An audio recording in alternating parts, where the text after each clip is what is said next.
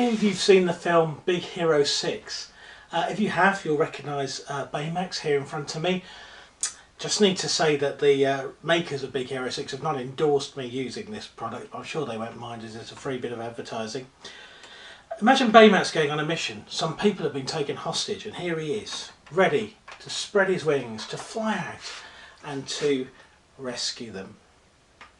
As he's about to travel out, Hero comes out and says, "Baymax, I've been thinking you are a children's robot from a children's film, and I wanted to just adjust your look a little bit. I'm beginning to think that this machine gun that you got in your arm, that's not the way to go, is it? That's not a friendly thing, so we'll take that off.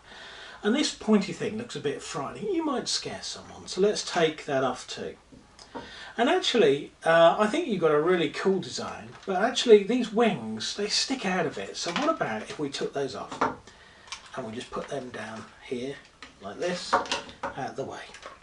And so here's Baymax, ready to go on the mission, ready to save the hostages. But all of a sudden, he can't get there very quick because his wings have gone. His weapons are gone. If he needs to drill inside to rescue them, he can't do it. He's been disempowered. He's had things taken away. Then imagine if it went on. What if Hero said, well, these shoulder pads don't look too good, let's take those off too. And they're a bit 80s, these shoulder pads, let's take them off. And you don't need this armour, do you, Baymax? Let's take those off.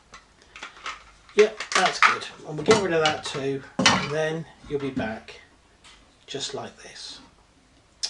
Would that make any sense? Do you feel more confident now that Baymax can go on the rescue mission? In fact, he's still got his helmet, we'll take that off too. It'd be absurd to send him out like this when he hasn't got any of his armour and any of his equipment. But that is exactly what happened when God sent his son Jesus into the world. Jesus came down and he laid aside everything. In John chapter 1 he says, Jesus, who is the Word, became flesh, became a human being and lived among us. In Philippians 4 it says this, though he was God, he did not think of equality with God as something to cling to. Instead, he gave up his divine privileges as he took the humble position of a slave and was born as a human being. And when he appeared in human form, he humbled himself in obedience to God and died a criminal's death upon a cross. Jesus, who is the Word, became flesh, became human and lived amongst us. He laid aside so much. He didn't come in power as God. He humbled himself and became like one of us. Incredible story, incredible. So you think of the fragility of a baby, that the all-powerful God became a human being, became a baby. The indestructible God entered a fragile human body. The God who is everywhere and who sees all things limits himself to a body being in one place and one time. The God who knows everything limits himself to a human brain.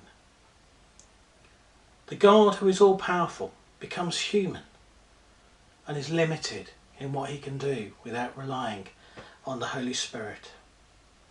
The God who created and runs the universe relied on and submitted to human parents.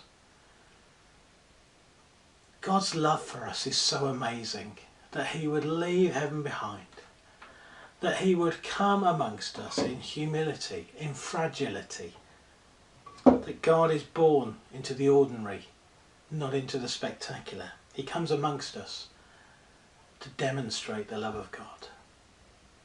That's something really worth celebrating.